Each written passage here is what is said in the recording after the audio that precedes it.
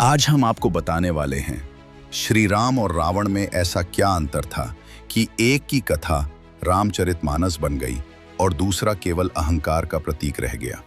पर शुरू करने से पहले अगर आपको धर्म, भक्ति और जीवन से जुड़ी ऐसी कहानियां सुनना अच्छा लगता है तो हमारे चैनल को सब्सक्राइब करें और बेल आइकन दबाएं ताकि जब भी नई कथा आए उसका संदेश सबसे पहले आपके दिल तक पहुंचे।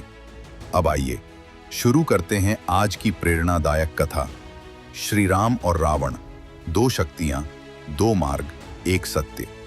कहते हैं कि इस सृष्टि में हर युग में दो शक्तियां जन्म लेती हैं, एक धर्म की स्थापना के लिए और दूसरी अधर्म के विनाश के लिए।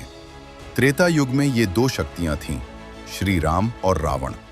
दोनों ही महान, दोनों ही विद्वान, दोनों ही पराक्रमी। फिर भी एक भगवान कहलाया और दूसरा दानव। क्यों? यही तो सबसे बड़ा प्रश्न है। रावण की कथा केवल बुराई की नहीं बल्कि गौरव और पतन की कथा है। वो कोई साधारण व्यक्ति नहीं था। उसने बचपन से ही वेद, वेदांग, शास्त्र और तंत्र मंत्र का गहरा अध्ययन किया था। कहते हैं रावण ने स्वयं महादेव की घोर तपस्या कर उन्हें प्रसन्न किया था। शिव ने प्रसन्न होकर उसे कई वरदान दिए, असीम शक्ति, अपराजयता और लंका जैसी स्वर्ण नगरी। रावण ब्रह्मज्ञानी था, पर उसका ज्ञान अहंकार में बदल गया। वो भूल गया कि ज्ञान का अर्थ विनम्रता है, न कि श्रेष्ठता का घमंड। दूसरी ओर श्री राम, अयोध्या के राजकुमार, लेकिन कर्म से भगवान बने। उनके पास भी शक्ति थी, पर उन्होंने उसे कभी अहंकार नहीं बनाया। रावण ने अपने ज्ञान का प्रदर्शन किया, श्री राम ने अपने ज्ञान का पालन किया। रावण के पास संसार जीतने की इच्छा थी, श्री राम के पास स्वयं को जीतने की शक्ति थी।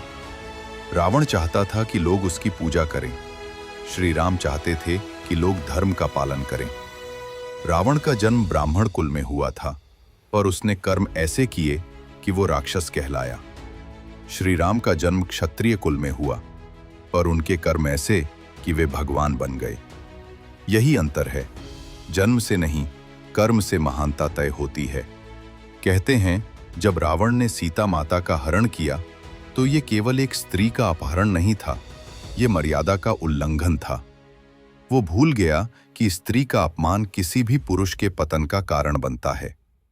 और उधर श्री राम ने अपनी पत्नी के प्रति मर्यादा निभाई, राजधर्म के प्रति मर्यादा निभाई, भाई, पिता, मित्र, हर रिश्ते में मर्यादा निभाई। इसलिए वे मर्यादा पुरुषोत्तम कहलाए। रावण के पास सब कुछ था, सोना, सिंहासन, विद्या, बल और अमरता के वरदान, पर उसके पास विनम्रता नहीं थी। श्री राम के पास न सोना था न सिंहासन, फिर भी उनके पास सत्य और संयम था। और यही संयम, यही सादगी उन्हें अनंत काल तक अमर बना गई। जब रावण का अंत आया तो लक्ष्मण को श्री राम ने भेजा कि जाओ रावण से ज्ञान लो, वो महान पंडित है, अब मृत्यु के द्वार पर है, अब वो सच्चाई बताएगा।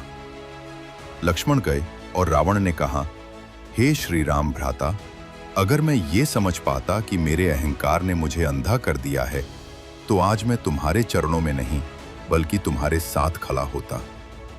कितनी गहरी बात है। रावण ने मरते समय भी ये स्वीकार किया कि ज्ञान बड़ा नहीं होता जब तक विनम्रता साथ न हो। श्री राम और रावण दोनों में शक्ति थी, पर एक ने उस शक्ति को सेवा बनाया, दूसरे ने उस शक्ति को स्वार्थ। श्री राम ने पुल बनाया, रावण ने दीवारें। श्री राम ने प्रेम से जीता, रावण ने बल से। श्री राम ने सबको अपनाया, रावण ने सबको दबाया। इसीलिए श्री राम का नाम भजन बन गया और रावण का नाम भ्रम। आज भी जब दीपावली आती है तो लोग रावण को जलाते हैं और श्री राम का स्मरण करते हैं। ये केवल एक उत्सव नहीं, एक संदेश है कि अहंकार चाहे कितना भी ऊंचा क्यों ना हो, सत्य और विनम्रता के आगे टिक नहीं सकता।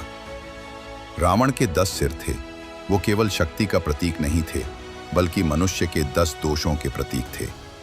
काम, क्रोध, लोभ, मोह, मद, मात्सर्य, अहंकार, अन्याय, ईर्ष्या और असत्य। और श्री राम उन दोषों पर विजय पाने की प्रेरणा है। रावण ने अपने जीवन को ग्रंथों में दर्ज कराया, श्री राम ने अपने जीवन को लोगों के दिलों में उतारा। रावण का ज्ञान लंका कांड में सिमट गया, श्री राम का जीवन रामचरितमानस बन गया। रावण मर गया, पर श्री राम का नाम अमर हो गया, क्योंकि ज्ञान वो नहीं जो केवल स्वयं को ऊंचा दिखाए, बल्कि वो है जो दूसरों के जीवन को ऊंचा उठाए। आज भी जब हम रामचरितमानस पढ़ते हैं तो उसमें केवल कथा नहीं, जीवन की दिशा मिलती है, क्योंकि श्री राम ने हमें सिखाया कि इंसान की पहचान उसकी शक्ति से नहीं, बल्कि उसके संयम, करुणा और धर्म के पालन से होती है। तो मित्रों, यही अंतर था रावण और श्री राम में। एक ने जीवन को जीतने की कोशिश की और दूसरे ने स्वयं को जीत लिया। एक ने संसार पर राज्य किया और दूसरे ने दिलों पर राज्य किया। इसीलिए रावण की लंका डूब गई, पर श्री राम का नाम हर घर के दीपक में जलता है। और इसी कारण श्री राम की कथा रामचरितमानस बन गई, जो केवल कहानी नहीं, जीवन का मार्गदर्शन है।